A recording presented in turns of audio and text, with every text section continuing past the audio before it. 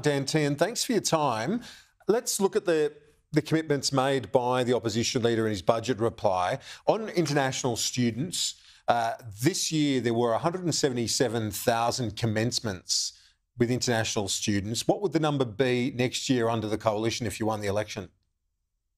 Well, Kieran, what you have to understand is at the moment we're seeing net overseas migration in the first 2 years of the Albanese Labor government nearly reaching 1 million people.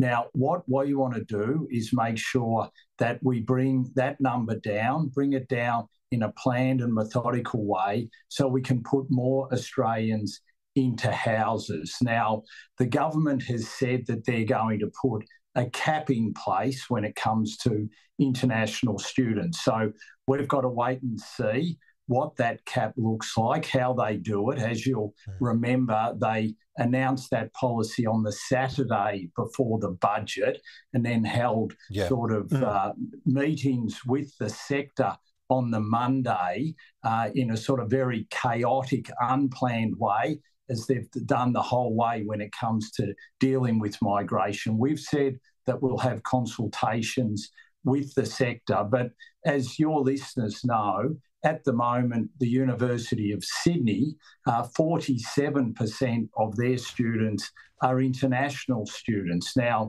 we think that that number is too high for any one tertiary organisation. Sure. They've made about $1.4 billion each year as a result of that. And remembering that's untaxed, that they also are getting public monies to educate Australian students. So once we've got a clear idea as to what the government aren't going to do, we will follow and outline exactly what we're going to do. But you've got to remember also that Peter Dutton...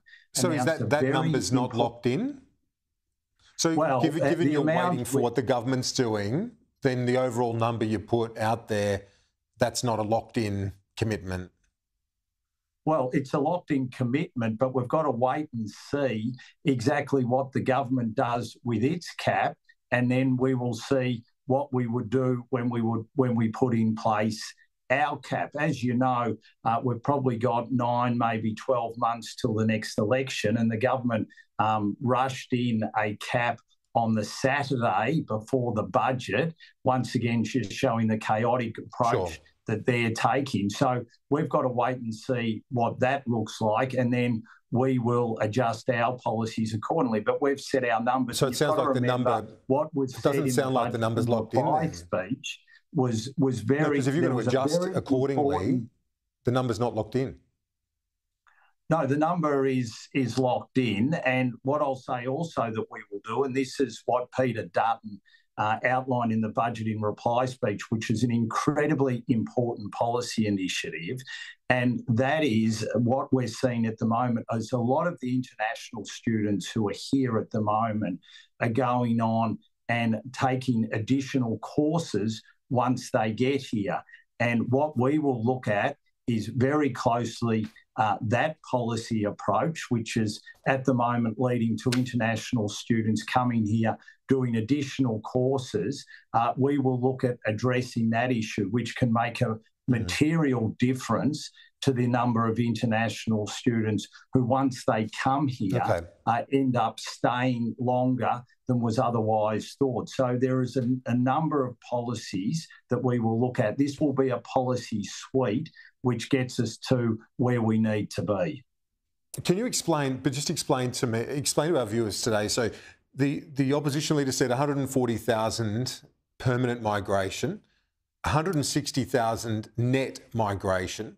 So you haven't got much room to move. You're talking about a cap, but you'd be demolishing the international students industry, a third biggest export, wouldn't you? Given 140,000 permanent migration, net migration 160, it only leaves 20,000 there for you to work with in terms of temporary visas. Now, there are 2.8 million temporary visa holders currently in Australia. 2.8 million temporary visa holders currently in Australia. We've got record numbers of international students currently in Australia. When you look at the government's net overseas migration forecast for this financial year, it is 395,000. Now, we think that they will not meet that, and we think that they put that number in the budget papers so they didn't have to admit that it would be well over 400,000, and it will be adjusted. I guarantee you it will be adjusted by the time we end the end of this financial year. So what we will do is we will have a proper, planned, methodical approach which will lead to those numbers coming down so we can put Australians into homes, so we can make I understand that. So that Australians but you basically have to pause properties. You have to pause the sector. Is that what you're talking about? You're going to basically pause the international student sector? Because that's what you'd have to do. No. I'm just trying to get a bit of clarity. To get to that 160,000 number. So to get to that 160,000 number, you put in place a suite of policies which get you there. So you've got to understand there are 2.8 million temporary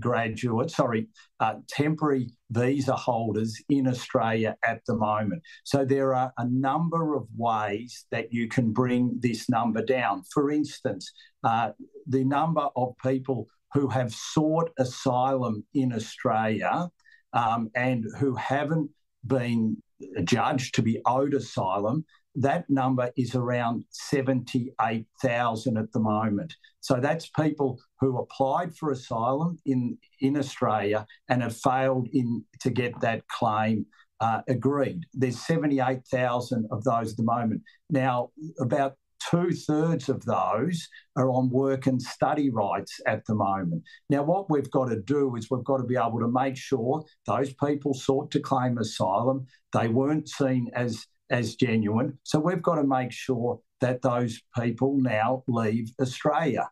That's one policy approach we'll be taking. As I've said, there's the international students who come here and then seek to prolong their stay here by applying for additional courses. Often those additional courses are at a lower level than the course they're taking at the moment. We need to deal with that. All this is about making sure we can put Australians into homes, that we can Australians can get access to rental properties at an affordable rate. But Grattan Institute has said for every additional 100,000 temporary visa holders, it puts the average rents up by about $100. So we've got to make sure that what we're doing will lead to less pressure being put on rents and less pressure being put on housing. And that's what we're seeking to do. Shadow Immigration Minister Dan Tehan, thanks as always. Appreciate it. Thanks, Kieran.